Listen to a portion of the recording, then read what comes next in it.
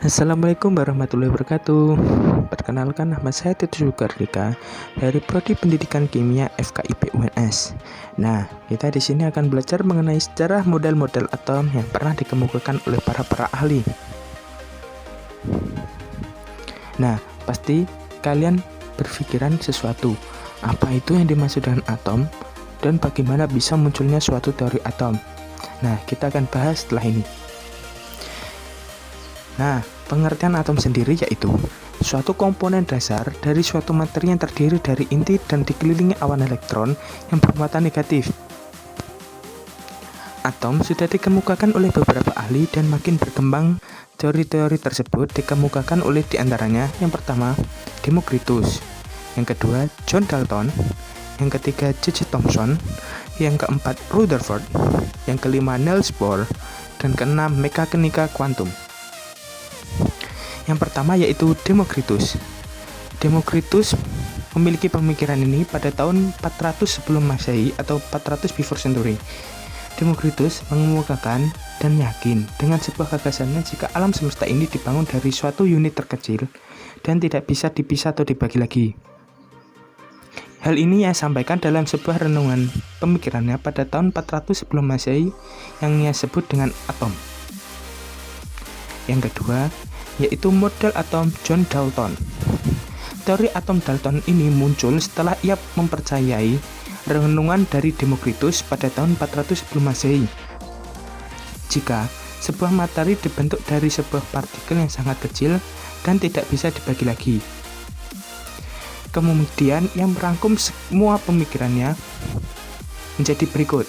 Yang pertama, semua materi tersusun dari partikel-partikel kecil yang tidak dapat diciptakan atau dimusnahkan yang disebut dengan atom.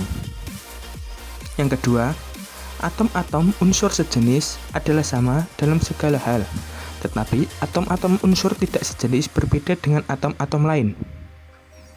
Yang ketiga, pada pembentukan senyawa terjadi ikatan antar penyusun senyawa tersebut. Yang keempat, atom-atom bergabung membentuk molekul dengan angka perbandingan bilangan bulat sederhana. Nah, model atom Dalton ini biasa lebih dikenal di masyarakat dengan model atom bola pejal. Kekurangan teori Dalton yaitu yang pertama, Dalton salah tentang semua elemen dari jenis atom yang sama dan identik. Yang kedua, atom-atom yang sama memiliki jumlah neutron yang berbeda atau biasa dikenal dengan isotop. Hal ini lanjut diperbaiki segera oleh Frederick Soddy pada tahun 1912. Model atom yang ketiga yaitu model atom J.J. Thomson. Pada tahun 1897, J.J. Thomson melakukan eksperimen dengan menggunakan tabung sinar katoda dan menemukan sebuah muatan negatif yang ia sebut dengan elektron. Kemudian, membuat model atom seperti berikut ini. Yang pertama, atom merupakan bola yang bermuatan positif. Pada tempat-tempat tertentu, ada elektron yang tersebar bermuatan negatif bagaikan kismis dalam roti kismis. Yang kedua, secara keseluruhan atom bersifat netral, yaitu jumlah muatan positif sama dengan muatan negatif. Model atom J.J. Thomson ini biasa lebih dikenal dengan teori roti kismis. Kelemahan teori atom Thomson yaitu yang pertama tidak dapat menjelaskan elektron yang tidak jatuh ke dalam inti yang bermuatan positif.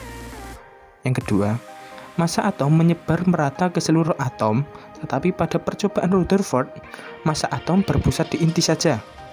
Yang ketiga, Thomson tidak dapat menerangkan peredaran setiap elektron-elektronnya. Selanjutnya, model atom keempat, model atom Rutherford. Pada tahun 1909, Rutherford mengemukakan teorinya, yaitu dengan melakukan eksperimen terlebih dahulu dengan penghemburan sinar alfa bersama mahasiswanya, yaitu Hans Geiger dan Ernest Marchand. Eksperimen tersebut dilakukan dengan menembaki lempengan logam yang sangat tipis dengan partikel sinar alfa berenergi tinggi. Dari eksperimen tersebut, ia mendapatkan hasil sebagai berikut ini, yaitu yang pertama, sebagian besar partikel alfa diteruskan. Yang kedua, sebagian kecil partikel alfa dibelokkan. Dan yang ketiga, sedikit sekali partikel alfa yang dipantulkan. Dari eksperimen tersebut, Rutherford menemukan inti atom yang bermuatan positif dan massa atomnya terpusat pada intinya.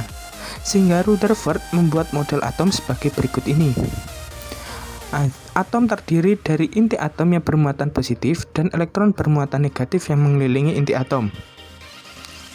Atom juga bersifat netral dengan ukuran atom yaitu 10⁻⁷ cm dan inti atom 10⁻13 cm. Nah, dibalik itu semua, teori model atom Rutherford juga memiliki kekurangan. Kekurangan teori atom ini yaitu belum menjelaskan bagaimana elektron-elektron tersusun di sekeliling inti atom.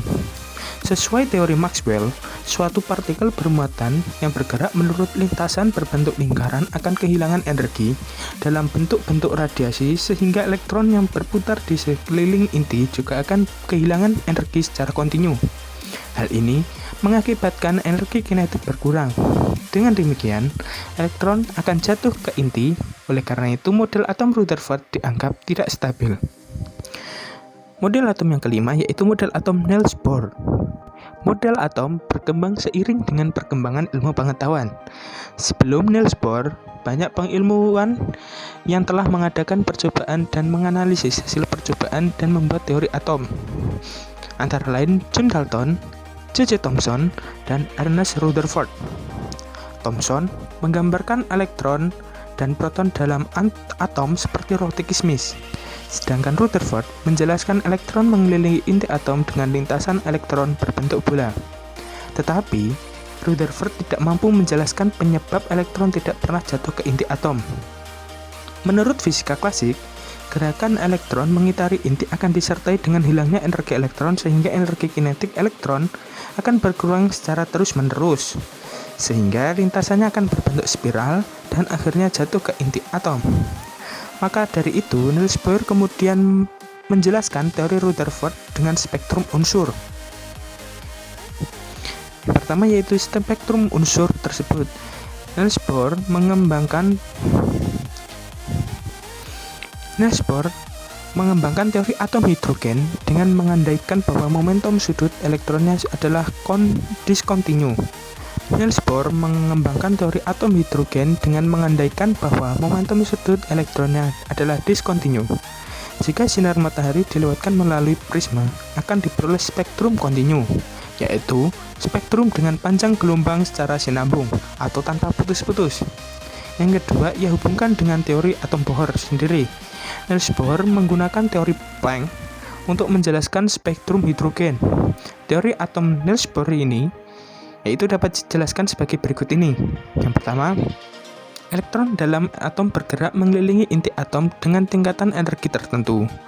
Bilangan kuantum utama atau N, makin besar harganya maka kulit tersebut makin jauh dari inti atom dan makin besar pula energi elektron pada kulit tersebut. Yang kedua, elektron dengan jumlah energi tertentu akan tetap ada pada tingkat energi tertentu. Yang ketiga, elektron dapat pindah dari tingkat yang satu ke tingkat yang lainnya dengan melepaskan atom dan memperoleh sejumlah energi. Dan ini adalah gambaran model atom Bohr. Kelemahan teori model atom Bohr yaitu yang pertama, teori atom Bohr hanya dapat menerangkan spektrum atom sederhana atau hidrogen. Tidak dapat menerangkan spektrum atom dengan nomor atom lebih dari 1. Yang kedua, tidak dapat menjelaskan pengaruh medan magnet dalam atom hidrogen. Dan yang terakhir yaitu model atom mekanika kuantum. Model atom mekanika kuantum merupakan model atom modern yang berkembang dan melengkapi kekurangan dari model atom Bohr. Menurut atom modern didasarkan pada 3 hal berikut.